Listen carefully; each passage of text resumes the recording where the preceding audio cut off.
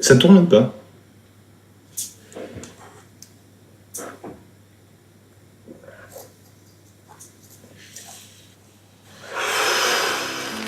Et à partir du moment où ça commence, vous êtes libre de me dire Bien. ce que vous voulez. Alors voilà, c'est le plein mystère alors. C'est le plein mystère. Oh là là, c'est des tout petits papiers. Il y en a un qui est tout seul. Je vais prendre celui-ci.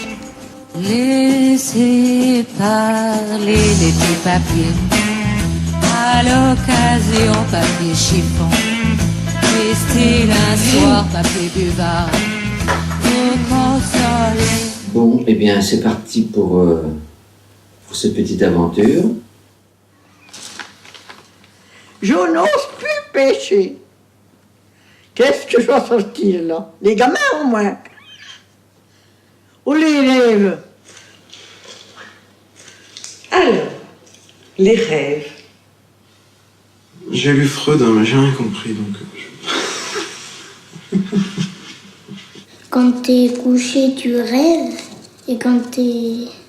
Parce que la nuit, il faut bien que tu fasses quelque chose. Les rêves. Ah, ça, c'est mon sujet de prédilection au cours de mon analyse. Mes rêves. Je me relève pour les noter. Ils m'ont fait beaucoup avancer. Quand tu rêves de quelque chose, tu fermes les yeux et tu regardes dans ton cerveau. Je crois qu'il faut rêver ce qui est beau. Pour ma part, je rêve toujours ce qui est plus beau. Je ne vois jamais ce qui est vilain. Je suis heureuse d'être comme ça. Voilà.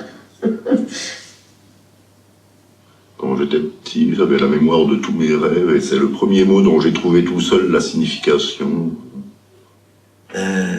Moi, je suis convaincu que si on n'a pas de rêve, on meurt. Je suis convaincu que si on réalise tous ses rêves, on se pend. Donc à partir de là, voilà. Peut-être que les rêves sont des soupapes de sécurité. On peut s'en servir pour diriger sa vie, oui, pourquoi pas. Je pense. Et moi, chaque fois que je m'endors, en fait, je fais des souhaits vraiment le plus fortement pour me souvenir de mon rêve. J'ai toujours désiré rêver de ceux que j'ai aimés et qui m'ont quitté. Et justement, ces rêves-là ne sont jamais venus. Quand j'étais petite, quand j'avais 8 ans, que je jouais dans la salle de bain parce qu'il fallait se laver, que je détestais ça.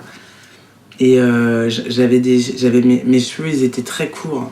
Ma mère, elle me rasait la tête, en fait. Donc mon rêve, c'était vraiment d'avoir des longs cheveux. Et je prenais la grande serviette de bain et je me mettais devant le miroir. C'était trop bien. Et je la coinçais avec des épingles à linge. Et j'avais des grands cheveux et je me disais... on dirait que j'aurais 25 ans et que j'habiterais à Paris et que je marcherais sur les Champs-Élysées avec un manteau de vison. Ça, pour moi, c'était le top. Ça, c'était le top. Et je m'imaginais, je marchais comme ça avec des grands talons et mes grands cheveux. Et là, j'existais vraiment, là. Je crois que je fais partie de ceux qui avaient un rêve, oui, alors appelons ça comme ça. De ceux qui, à 14 ans, souhaitaient vivre d'une certaine manière. J'avais des rêves, mais... J'ai fait mes études, j'ai un bac plus 4. J'avais des rêves, je vais travailler, je vais avoir une situation... C'est complètement... Tout a changé. On rêve quand t'es petite, oh, je vais être un médecin, je vais être un professeur et tout, mais quand on devient adulte, ça y est, les rêves, ça change. Petit à petit, c'est par rapport à la situation, c'est par rapport à l'amour, c'est complètement un changement. Les choses se sont déroulées et aujourd'hui, je crois qu'effectivement, je fais partie de de ces personnes privilégiées qui ont vécu un petit peu comme elles l'ont souhaité, comme elles l'ont rêvé, peut-être. Quand on parle de rêve, la première idée qui m'est venue, c'est de penser aux rêves heureux. Après tout, les rêves, ça peut être aussi des cauchemars. Et donc là, j'en ai beaucoup. J'ai beaucoup le cauchemar de ce siècle qui, à la fois, a vu que les femmes sont devenues plus libres et qui, en même temps, est en train d'assister à la cassure complète de la société, c'est-à-dire que nous allons bientôt être complètement repartis à ce que nous étions avant, on ne peut même pas dire avant 1789, mais en tout cas avant le 19e siècle, enfin la fin du 19e siècle, c'est qu'il va y avoir une société à deux vitesses. Il y aura les nantis, et puis il y aura les autres. Et quelquefois, ce rêve, pour moi, souvent, c'est un cauchemar. Je me bats pour beaucoup de choses, je lutte, mais je ne rêve pas, en fait. Voilà, je crois que la lecture que je peux avoir de la condition humaine ne m'amène pas forcément à rêver. Alors mon rêve, c'est la paix. Mais la vraie, la paix partout, la paix entre les humains, la paix... C'est très troublant parce que le rêve vient... Comment dire ? Remettre en cause cette certitude qu'on a de vivre la réalité. Ou d'être en réalité.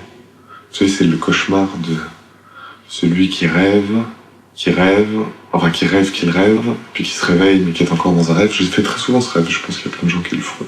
Bien, savez-vous à quoi je rêve ? Je rêve quelquefois l'éternité.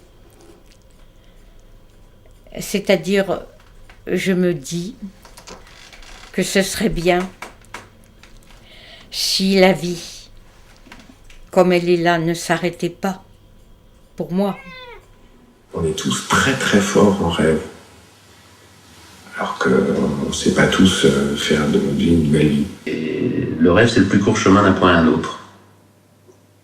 On peut dire ça comme ça. Ouais, c'est tout. Parce que c'est trop fort.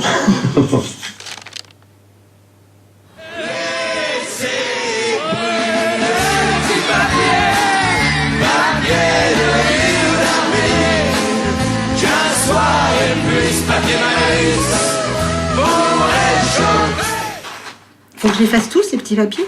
Bah écoute, comme tu veux.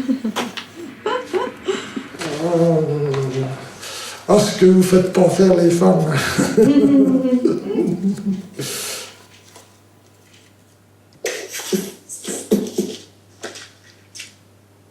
C'est vraiment ce que je viens de sortir maintenant quand même.